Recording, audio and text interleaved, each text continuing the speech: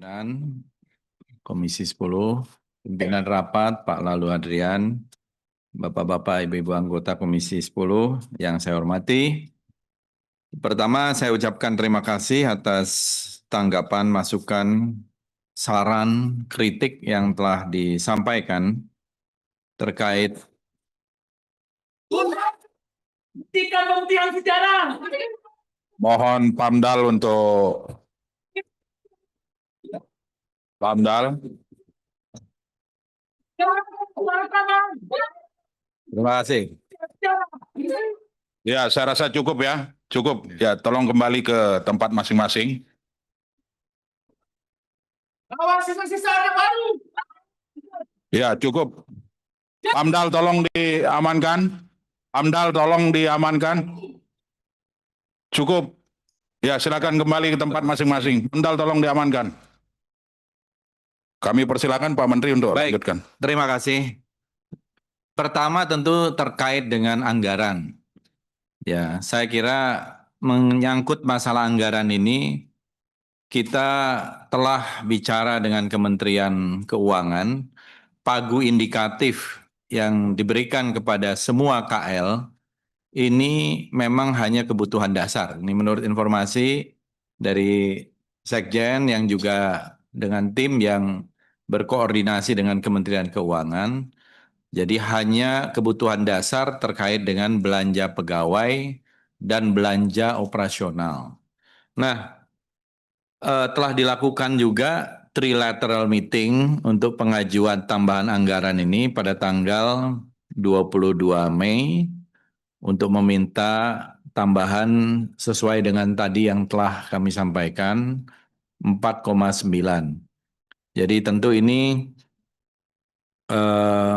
memang sesuatu yang sangat penting sekaligus menjawab beberapa pertanyaan mungkin tidak secara kronologis gitu ya.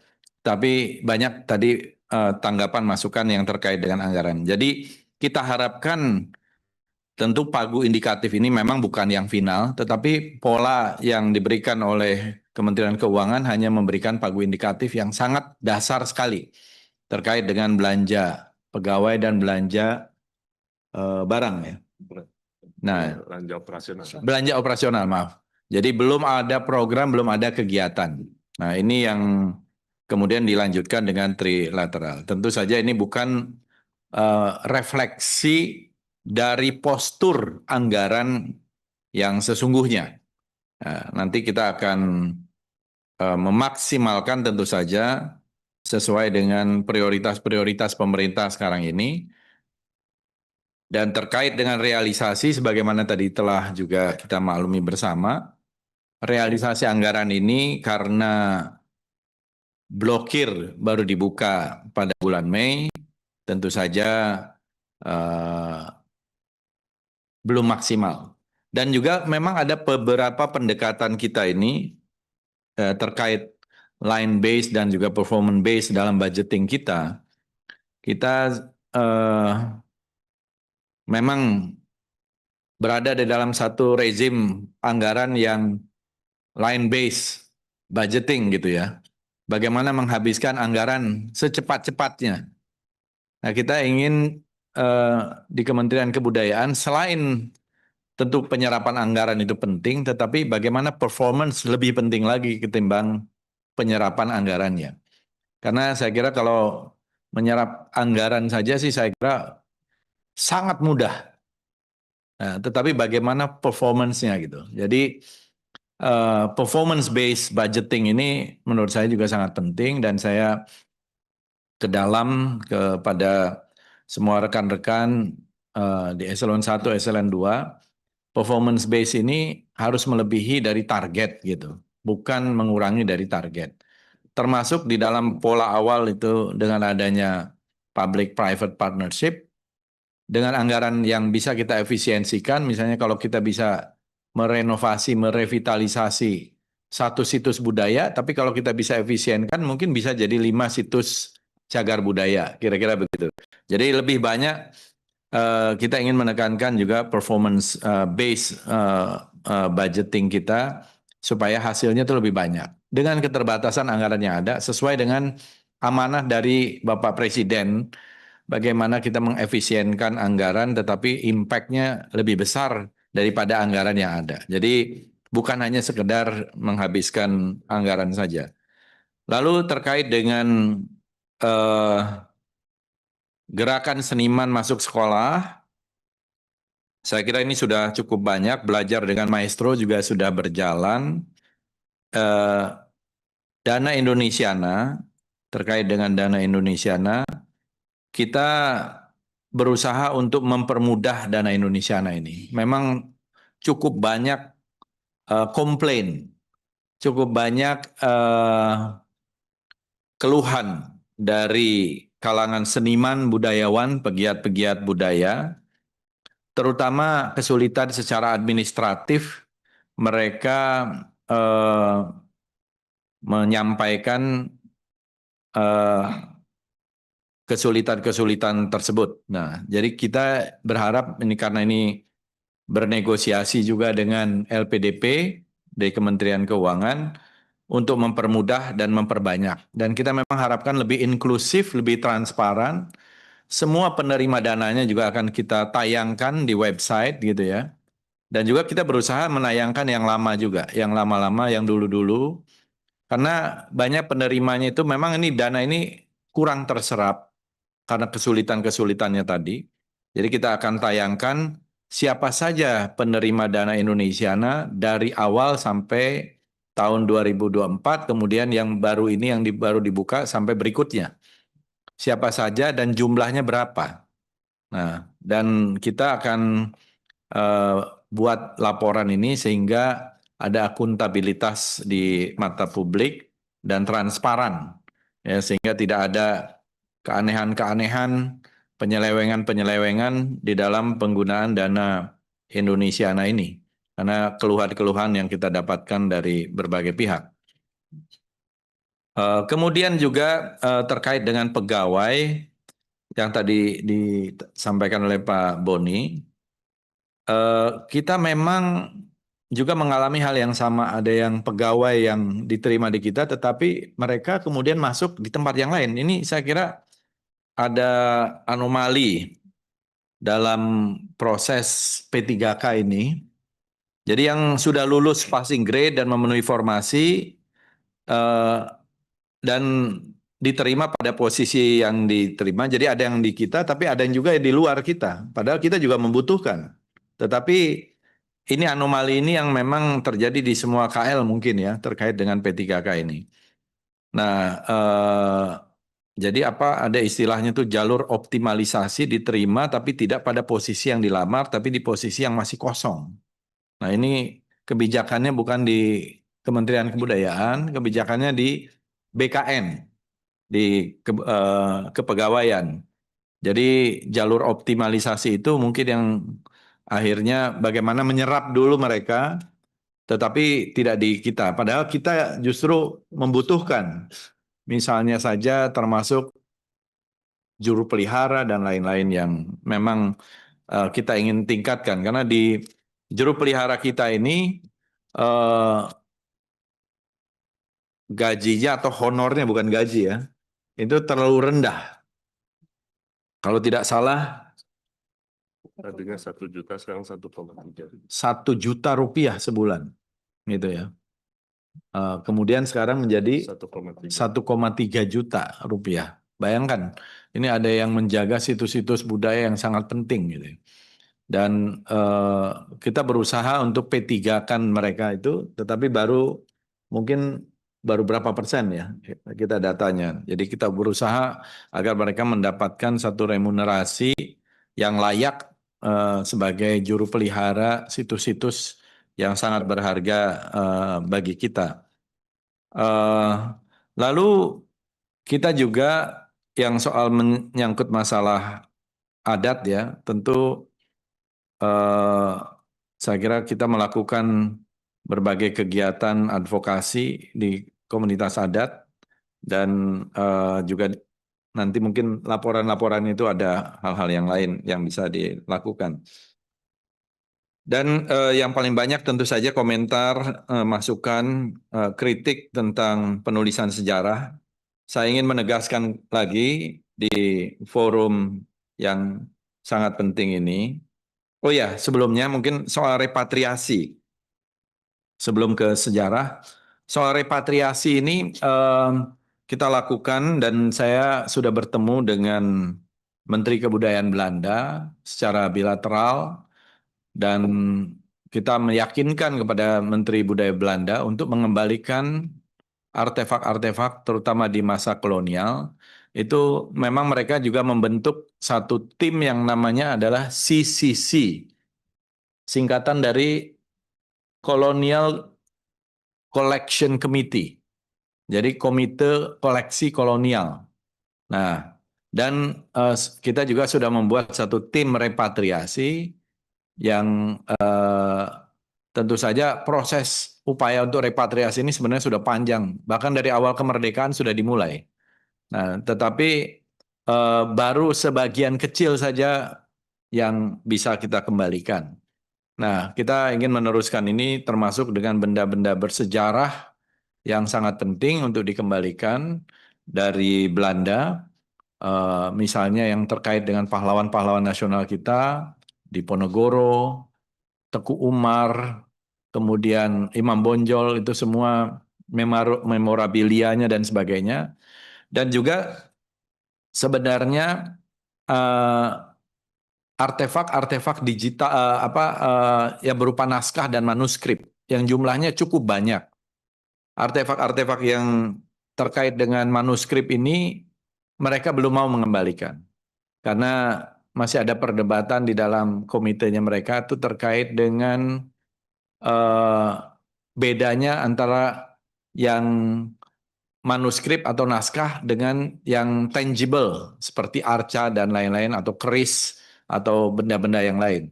Jadi mereka mau mengembalikan dalam bentuk digital. Kita tetap meminta secara fisiknya, tetapi mereka baru mau mengembalikan itu secara digital. Nah, kita berupaya untuk meneruskan ini dengan Kementerian Belanda. Menteri Belanda mengatakan pada prinsipnya semua barang yang bukan milik kami akan kami kembalikan. Itulah sikap dari Menteri Belanda setelah kita sampaikan keinginan-keinginan kita. Dan ini saya kira satu hal yang sangat menguntungkan kita juga. Lalu sebelum ke sana juga saya kira ada beberapa hal yang ingin saya garis bawahi, terutama terkait dengan museum tadi. Kita ingin memperbaiki memang sejumlah museum, tetapi yang terutama adalah Museum Majapahit ya. Sekarang ini namanya tadinya adalah Pusat Informasi Majapahit. Kita selalu membesar-besarkan Majapahit, bukan membesar-besarkan, memang besar sekali peradaban itu. Tetapi kita tidak mempunyai museumnya. Nah, yang ada adalah Pusat Informasi Majapahit di Trowulan. Total museum yang sekarang ada di Indonesia itu sekitar 469 museum, terdiri dari museum pemerintah pusat, pemerintah provinsi, kabupaten kota, dan swasta maupun pribadi. Nah, sekarang ini yang mendapatkan DAK itu adalah museum provinsi dan kabupaten kota. Sesuai dengan grade-nya. Grade A itu 2 miliar, grade B itu adalah 1,5 miliar, grade C itu 1 miliar. Dari situlah kemudian museum-museum provinsi, kabupaten kota itu bisa hidup melalui event. Ini adalah untuk yang non-fisik. Sementara fisiknya harusnya menjadi tanggung jawab dari pemerintah provinsi, kabupaten kota. Nah, namun ada juga yang perhatiannya berlebih, ada yang perhatiannya cukup, ada yang perhatiannya kurang, kira-kira begitu. Begitu juga dengan taman-taman budaya yang ada di provinsi kabupaten mendapatkan DAK itu dengan urutan yang sama, dan di Kementerian Kebudayaan kita yang melakukan gradingnya A, B, C itu yang A, B, dan C sama kira-kira 2 miliar, 1,5 miliar, dan juga 1 miliar kurang lebih. Nah, kita berharap di daerah-daerah melakukan hal yang sama. tadi ada pertanyaan juga terkait dengan di daerah ini. Jadi kami berkoordinasi sekarang dengan Kementerian Dalam Negeri. Saya juga sudah bicara di depan para gubernur, wakil gubernur, para bupati, wakil bupati dalam berbagai kesempatan untuk memaparkan program-program Kementerian Kebudayaan baik di Magelang, retreat maupun di IPDN kemarin untuk gelombang kedua dari retreat kepala daerah terkait hal-hal ini. Dan sebagian besar kalau kita lihat mereka umumnya sangat responsif untuk mengembangkan kebudayaan di daerah masing-masing dengan membuat ada yang dinas kebudayaan maupun kegiatan-kegiatan budaya, festival dan sebagainya. Jadi ini adalah hal-hal yang terkait dengan pertanyaan, masukan dari Bapak-Bapak, Ibu-Ibu hadirin sekalian. Nah, terakhir terkait dengan sejarah. Jadi saya ingin menggarisbawahi kembali bahwa penulisan sejarah ini merupakan sebuah program, bukan satu program yang baru sebenarnya, tapi merupakan program kelanjutan. Pada periode lalu dibuat juga yang namanya kamus sejarah. Agak bermasalah kamus sejarah itu. Dan akhirnya memang diprotes. Karena ketika di dalam kamus sejarah itu, bahkan tokoh sekaliber Kiai Haji Hasyim Asy'ari saja tidak masuk. Gitu. Saya termasuk yang memprotes sebagai anggota DPR waktu itu. Malah tokoh-tokoh Partai Komunis Indonesia lebih banyak ditonjolkan. Itu bisa dibuktikan. Di sini masih ada ketika itu. Dan akhirnya direvisi. Nah, penulisan sejarah yang kita lakukan sekarang ini adalah penulisan sejarah yang memang tidak pernah dilakukan karena bukan kamus sejarah. Yaitu maksudnya belum dilakukan pada periode yang cukup lama.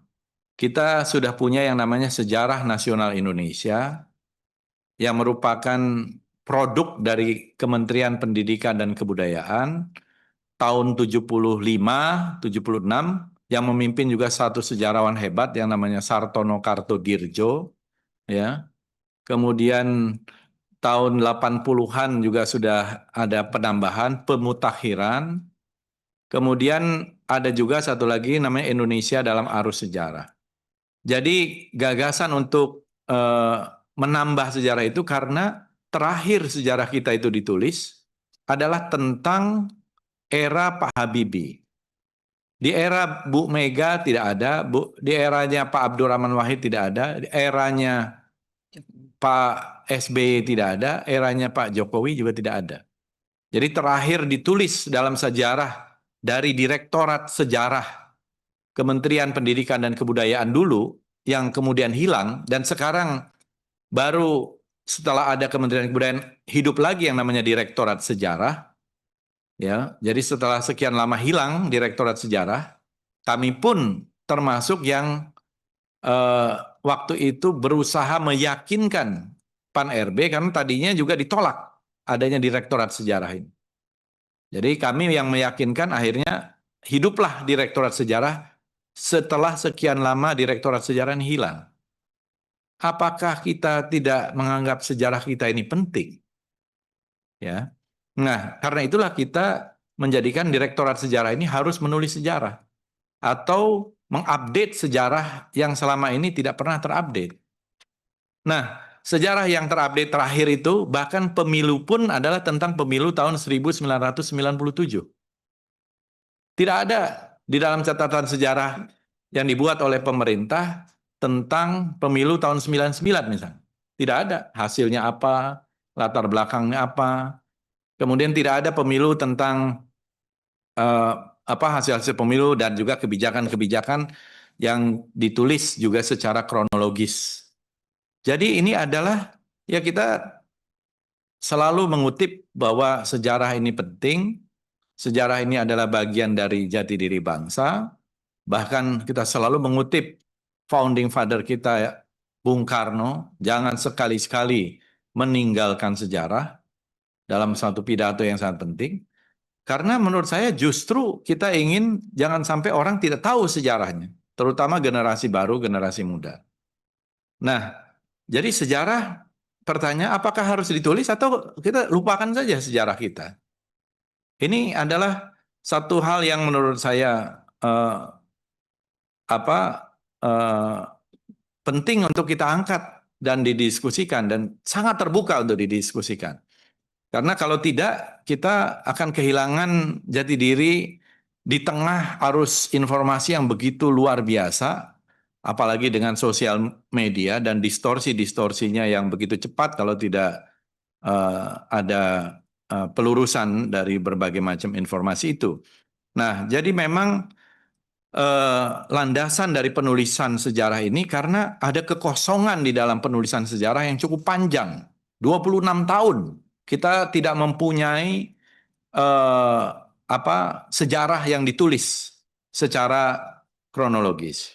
Dan harapan kita adalah sejarah ini ditulis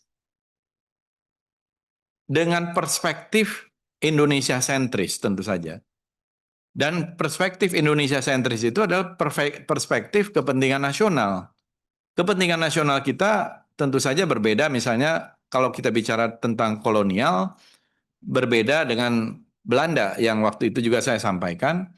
Dalam perspektif Belanda, Soekarno dan Hatta itu adalah ya lawan, ekstremis, teroris bahkan. Bung Tomo disebut juga teroris oleh Belanda. Ya, nah, tapi bagi kita pahlawan. Dan di Belanda sendiri sekarang cukup dinamis mereka melihat perspektif itu. Mereka juga baru mengeluarkan buku bahkan 11 jilid tentang 45 sampai 50, ya 2-3 tahun yang lalu. Dan mereka juga mulai merevisi misalnya tentang istilah-istilah. Kita menganggap tahun 45 sampai 50 itu adalah perang mempertahankan kemerdekaan. Tapi bagi Belanda ini adalah satu revolusi untuk melawan mereka. Makanya dalam istilah-istilahnya pun berbeda. Kita menyebutnya agresi militer Belanda pertama tahun 47, agresi militer Belanda kedua tahun 48. Tapi Belanda menganggap ini bukan agresi militer. Ini adalah aksi polisionil pertama, aksi polisionil kedua. Karena untuk mengamankan dan menertibkan kerusuhan-kerusuhan yang ada di Indonesia. Karena mereka menganggap Indonesia masih milik mereka. Ya, pada waktu itu. Setelah mereka terbebaskan dari Nazi dan memenangkan Perang Dunia Kedua. Dan ini cukup banyak saya kira update yang belum kita lakukan. Termasuk di masa-masa awal sejarah. Ini juga kita memang memperkenalkan istilah awal peradaban Indonesia atau awal sejarah. Kalangan arkeolog juga berdebat dalam hal ini. Para arkeolog tidak mau ada istilah baru. Mereka mau menyebutnya prehistorik. Tapi tidak semua arkeolog, ya ada beberapa. Prasejarah. Karena menurut mereka dalam textbook, prasejarah itu dimulai sampai adanya sejarah. Sejarah itu adalah ketika adanya tulisan pada abad keempat kalau di Indonesia. Berarti di Indonesia sejarah dimulai pada abad keempat. Sebelum abad keempat namanya prasejarah, kira-kira begitu. Nah, kami menginginkan karena Indonesia ini peradaban yang tua, maka kita ingin sebenarnya sejarah awal peradaban atau awal peradaban Indonesia itu dimulai dari paling tidak dari temuan-temuan itu 1,8 juta tahun yang lalu, sehingga membuat Indonesia ini adalah peradaban yang tertua di dunia atau salah satu yang tertua di dunia. Karena kenyataannya artefak-artefaknya memang demikian. Nah, sementara ini pihak-pihak Barat selalu menganggap kita ini muda. Ya, mereka menganggap kita ini peradaban muda. Sementara itu juga sudah ditemukan lagi di Sulawesi Selatan di tahun 2020 rock art atau cave painting yang umurnya 40.000 tahun. Itu tahun 2014. Sekarang umurnya 51.200 tahun yang sudah dites dengan uranium series itu di Maros. Dan kemungkinan di Muna lebih tua lagi, umurnya 61.000 tahun. Jadi Interupsi pimpinan, ya, interupsi. Saya ingin Sebentar, Mas Boni mau apa ini menanggapi itu apa? enggak sedikit saja, Pak Menteri, dengan segala hormat. Tadi mengenai kamus sejarah disinggung, itu editornya Profesor Dr. Susanto Zuhdi, editornya kamus sejarah itu yang tadi dipersoalkan. Dan Profesor Susanto Zuhdi sekarang juga menjadi editor proyek penulisan sejarah itu. Iya. Jadi saya pikir itu juga bagian dari masalah ya, saya pikir. Terima Jadi- kasih. Ya, silahkan dilanjutkan Pak Nah. Menteri. Oke, jadi nanti saya akan ke sana. Jadi maksud saya adalah ada update-update dari berbagai macam informasi, temuan-temuan arkeologis yang sangat penting menunjukkan selain kekayaan budaya kita yang luar biasa, juga ketuaan peradaban kita. Sebenarnya ini yang mau kita tonjolkan. Termasuk beberapa temuan-temuan baru, misalnya dari situs Bongal di Sumatera Utara, tentang proses masuknya Islam, interaksi pada abad pertama Hijriah, abad ke-7, bahkan sudah ada juga artefak-artefak Bizantium di situ, temuan dengan India, pengaruh dengan Cina yang saya kira sangat erat, dan memang pada saatnya tentu ya yang namanya orang menulis belum selesai kalau kita publikasikan kan pada waktunya pasti akan diuji publik seperti yang kita harapkan. Mungkin dalam waktu dekat, dalam waktu singkat ini. Nah, selain itu, tone yang kita harapkan di dalam sejarah ini adalah tone yang positif. Ya, apa yang dimaksud dengan tone positif ini sebenarnya bukan kita mau melupakan sejarah yang seperti misalnya tadi yang disampaikan. Ini tadi kesalahpahaman yang sebenarnya tidak ada hubungannya dengan penulisan sejarah ya. Kalau kita misalnya ada konflik etnis yang terjadi di Kalimantan. Kalau kita digging, ini kan akan bukan menjadi satu hal yang menurut saya menguntungkan bagi kepentingan nasional kita. Etnis A berkelahi dengan etnis B, bunuh-bunuhan. Atau ada religious conflict seperti tadi yang disebutkan oleh Bu Mercy di Maluku, yang korbannya ribuan orang, ya, 10.000 orang yang ada di sana. Apakah kan kita harus, mungkin maksud saya bukan mau menggali siapa yang memulai dan lain-lain gitu ya. Tetapi hard fact-nya saja mungkin ya. Ini sebagai satu pelajaran, jangan sampai ini terjadi, terulang kembali. Saya kira begitu juga dengan kerusuhan Mei. Kerusuhan Mei itu kan suatu kerusuhan yang telah menimbulkan banyak korban. Korban jiwa, korban harta, termasuk perkosaan, ya. Nah, dan juga kita mengutuk, saya termasuk di dalam penjelasan karena itu sebenarnya saya bukan urusan soal penulisan sejarah, itu adalah pendapat saya pribadi soal itu. Soal massal itu, diksi massal. Kenapa? Massal itu sangat identik dengan terstruktur dan sistematis. Ya. Ada perkosaan massal di Nanjing. Itu dilakukan oleh tentara Jepang terhadap Cina ketika itu. Itu luar biasa kejamnya. Begitu juga yang dilakukan oleh Serbia terhadap Bosnia. Di Nanjing itu korbannya diperkirakan 100.000 sampai 200.000.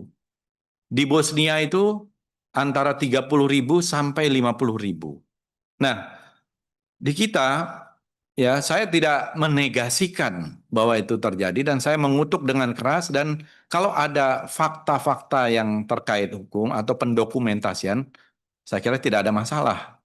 Nah, semuanya kan ada fakta-faktanya, apa secara hukum dan final ya. Misalnya pelakunya di mana dan seterusnya. Saya kira perbedaan-perbedaan pendapat mungkin di dalam forum yang lain, bukan saya sebagai Menteri Kebudayaan, saya siap sebagai seorang sejarawan juga dan seorang peneliti untuk mendiskusikan ini dan sangat terbuka, dan saya sudah diskusi ini 20 tahun lebih ya, dengan mengkonfrontasi ini di televisi, di berbagai tempat, tidak denial. Sama sekali ini tidak ada urusannya dengan denial.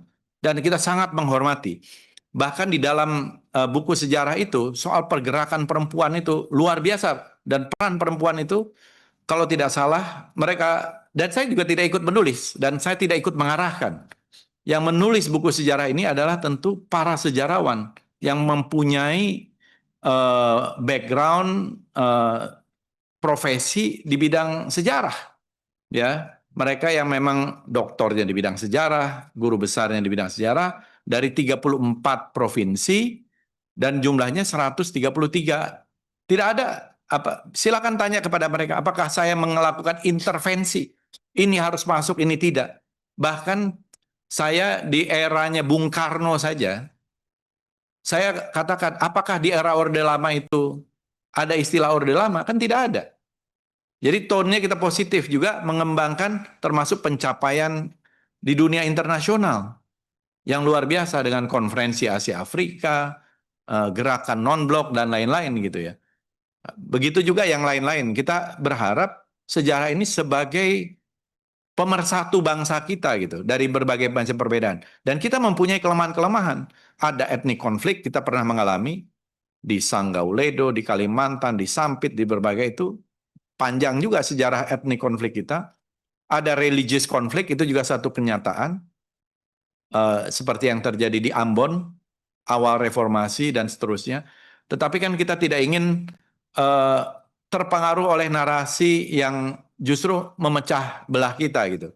Termasuk saya kira harus diakui apa yang sudah menjadi data-data fakta-fakta hukum dan kita mungkin perlu ketelitian, akurasi yang lebih dalam. Ya, saya tidak ingin memperpanjang. Misalnya sebagai contoh, pada awal-awal reformasi di dalam perdebatan pada waktu itu, silakan baca ini majalah Tempo yang baru terbit pada waktu itu. Tahun 98. Dibaca di sini dan bisa dikutip. Bagaimana mereka juga melakukan, kalau tidak salah seorang wartawannya mengatakan investigasi 3 bulan soal perkosaan massal itu. Ada kesulitan. Sidney Jones mengatakan tidak ketemu satu orang pun korban. Sidney Jones ketika itu. Kemudian memang ada data dari TGPF. Data ini saya punya dan saya sudah baca di tahun 98. Ya, data TGPF ini dan saya punya bundelnya lebih lengkap. Dan cukup banyak. Kita bisa berdebat. Kalau ada, kita harus kutuk dan kita harus kecam dan harus orang yang melakukan itu harus ada. Tapi ketika itu juga jangan sampai kita masuk dalam narasi adu domba dari kekuatan asing ketika itu. Yang memang ingin memframe. Misalnya sebagai contoh. Dalam salah satu tulisan ditulis, sebelum melakukan perkosaan massal, mereka meneriakan ada. Ini ditulis di majalah Tempo. Ini kan mengadu domba. Begitu juga mereka yang melakukan perkosaan massal itu berambut cepat. Arahnya ke militer. Kita tidak ingin ini menjadi narasi adu domba dan kita kemudian mengenyamnya tanpa ketelitian gitu. Pendokumentasian yang kokoh. Itu masalahnya. Tapi kita harus akui bahwa jelas itu ada perkosaan dan itu terus terjadi juga.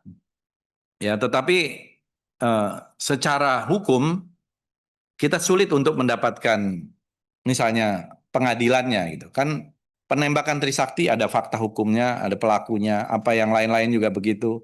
Semuanya ada. Nah, ini yang kemudian menjadi final. Jadi kita tidak ingin narasi ketika apalagi waktu itu juga dimuat di berbagai situs seolah-olah perkosaan massal, tapi foto-fotonya itu adalah foto-foto di Hong Kong, di Jepang, dan dari situs-situs. Di sini bisa dibaca.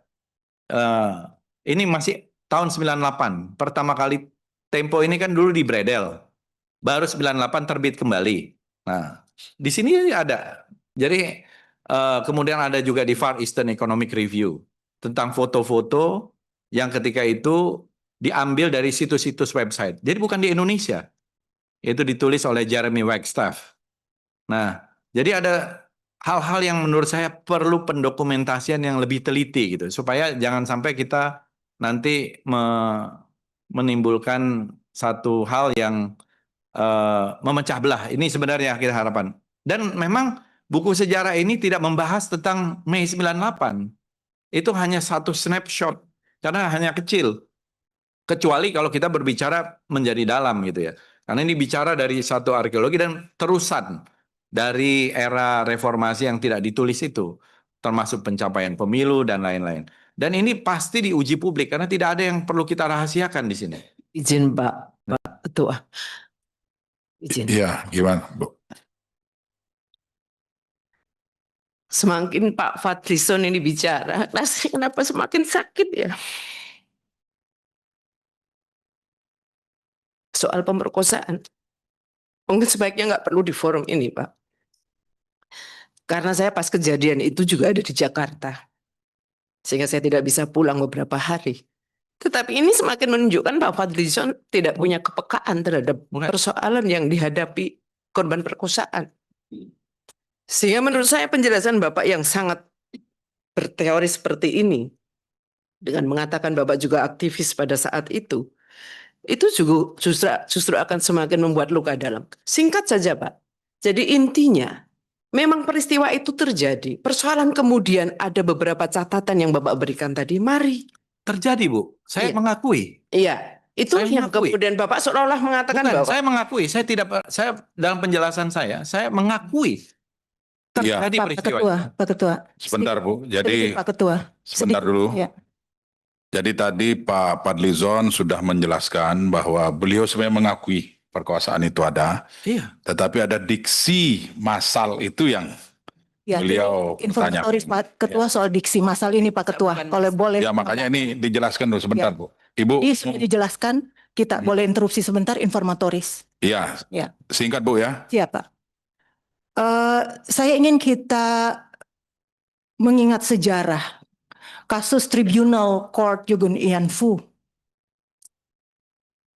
Begitu banyak perempuan Indonesia yang diperkosa dan menjadi pampasan perang pada saat Jepang. Pada saat itu. Pada saat dibawa ke Tribunal Court, ada kasus, tapi tidak semua. Apa yang terjadi pada saat itu, pemerintah Jepang menerima semua. Ini pemerintah Jepang. Duta besarnya itu sampai begini. Terhadap kasus Jugun Ian Fu. Kita bangsa sendiri kenapa begitu berat menerima ini. Ini kalau saya bicara ini kita sakit Pak. Saya termasuk bagian juga yang ikut mendata itu testimoni. Testimoni sangat menyakitkan. Kita bawa itu testimoni dalam desingan peluru. Aduh, Bapak bicara dari tadi itu saya itu menahan, sangat menahan. Dan bukan cuman kasus kekerasan 98. Bapak bilang TSM, Bapak bilang tidak terima yang massal. Pak, kebetulan sebagian besar itu satu etnis. Ini kita tidak ingin membuka sejarah kelam itu. Satu etnis. Kalau dia sporadik, bisa siapa saja. Satu etnis, Pak. Banyak cerita, Pak. Pada saat kita dari aktivis Maluku, Papua, Aceh, masuk sebentar, Pak, sebentar. Pada saat bahwa seluruh testimoni kasus kekerasan seksual dari Maluku, Papua, dan Aceh, kita sementara juga membahas, mendengar langsung semua peristiwa pada saat itu dan baru saja tahun 98 itu rilis pertama dibuat. Bapak, dan ketika kita mendengar itu Pak, di luar kita hari itu bawa data-data kasus kekerasan seksual perempuan dari Aceh, Maluku, dan Papua. Kita 3 hari tidak tidur, tidak bisa makan karena terlalu kejam. Bapak bisa baca itu testimoni yang kami bawa. Baik, Iya, ini minta maaf kali. ya. Sangat terganggu. Apa Ya. susahnya menyampaikan? Bukan, Bu. Kalau CM dan soal massal, Pak. Bu. Satu kasus saja sudah banyak. Lebih dari satu Saya kasus sependapat. itu. Duh, Kalau- Pak, masih kalau- tanyakan Iya. CM dan massal. Sebentar dulu. Korbannya 52.